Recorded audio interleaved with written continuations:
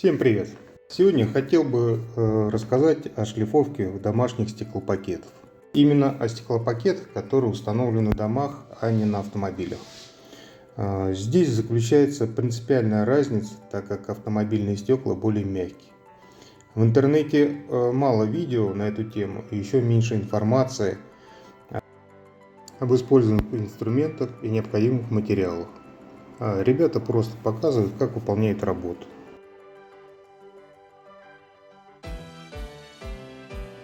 Итак, мы имеем царапину, которую необходимо убрать. Для этого нам потребуется лампа напольная, лампа на стойке,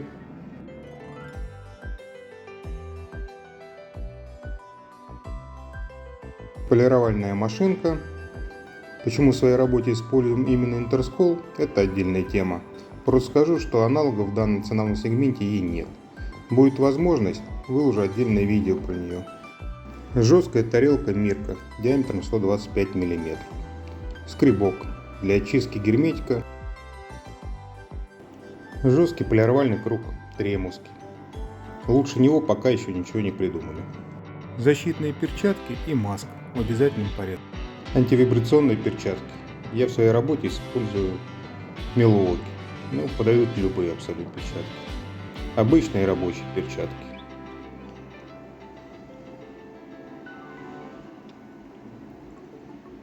Очиститель стекол обычный из пятерочки. Здесь мы используем спирт и воду для обезжиривания и секретную формулу полировочной пасты. Они чуть позже.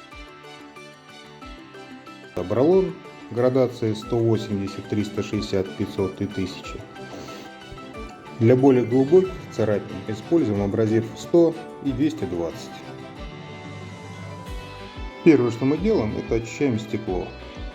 Далее это место мы обезжириваем и приступаем к шлифовке.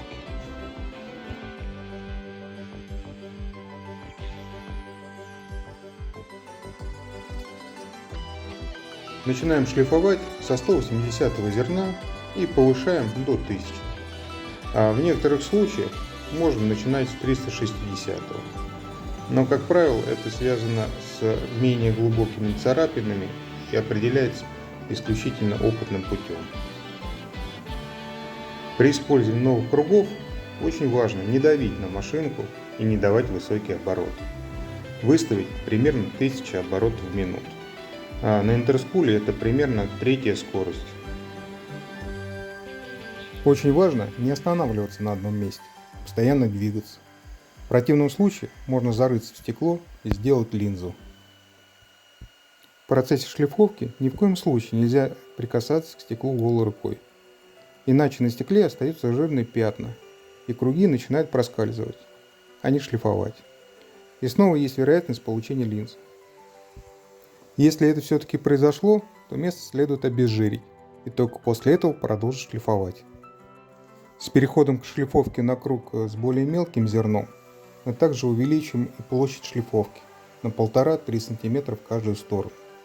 Тем самым мы минимизируем вероятность появления линзы на стекле. Также важно чередовать горизонтальные движения с вертикальными.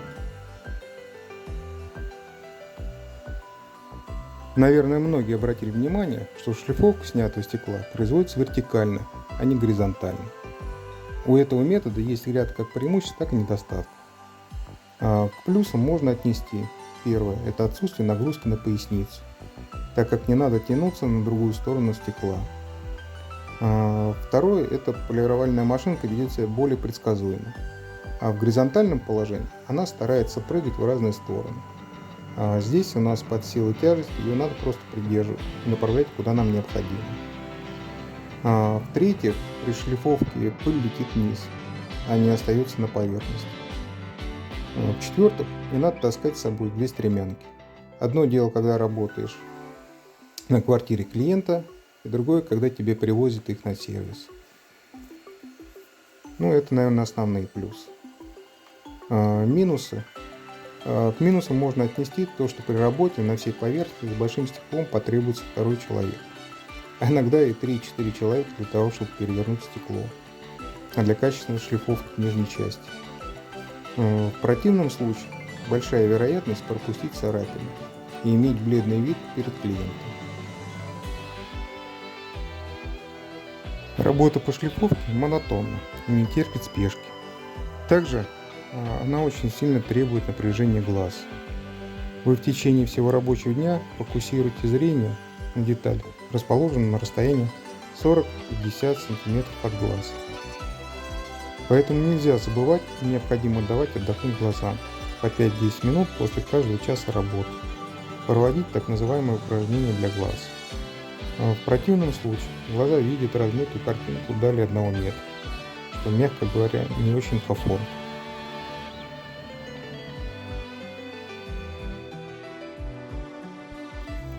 Итак, мы выходим на финишную прямую и переходим на 1000-й обралон. Как правило, из оконной полости на этом этапе иногда появляются риски. Барашки, оставленные от кругов с более крупным зерном. В таком случае необходимо вернуться на ступень ниже и повторить процедуру. Также очень важным моментом является контроль нагрева стекла. Нежелательно допускать нагрева свыше 80 градусов.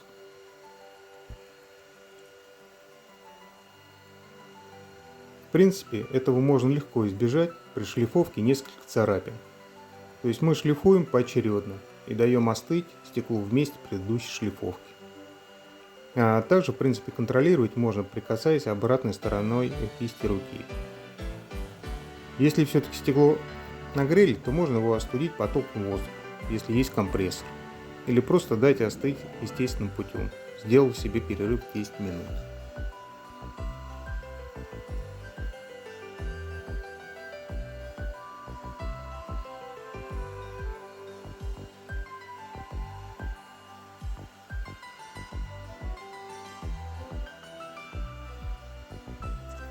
Осталась последняя процедура – полировка стекла.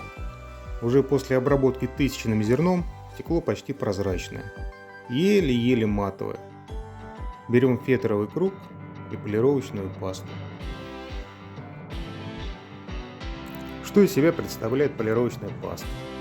Это специальная паста для стекла на основе оксида церия, полужидкой, а имеет свойство разбрызгивания. Чтобы этого избежать, начинать работу надо с самых малых оборотов, постепенно увеличивая до 1000.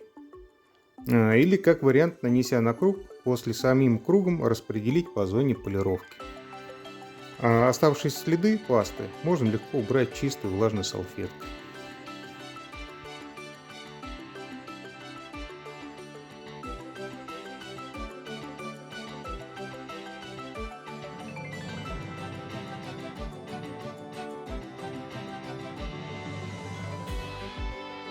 В процессе полировки не допускаем также сильного нагрева стекла. Температура при полировке быстро сушит пасту, и тем самым она перестает работать. В принципе, избежать этого можно просто опрыскивая круг и зону полировки водой.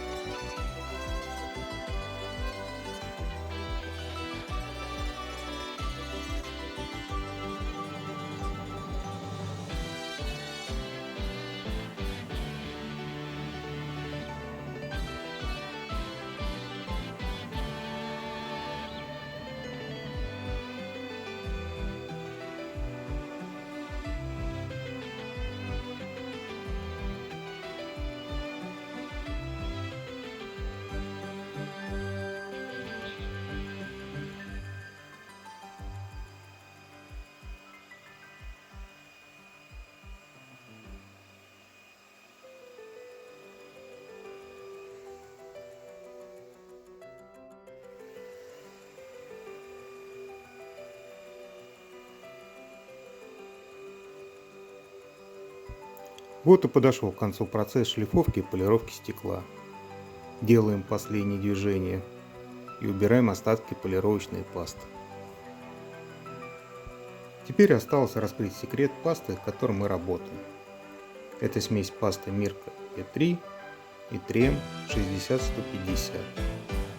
Процентное соотношение 75 и 25. Как показала практика, данная смесь быстрее и, соответственно, с наименьшими усилиями придает прозрачность стеклу. Но есть и значительный минус – это стоимость пасты 3M. Здесь уже каждый решает для себя сам, что для него важнее. Надеюсь, мой ролик кому-то был полезен. Кто-то решил или задумался этим заниматься, а кто-то наоборот передумал. Кто-то подчеркнул что-то новенькое. Делитесь в комментариях своими соображениями, своими технологиями шлифовки и полировки, своими нюансами и лайфхаками. Всем удачи!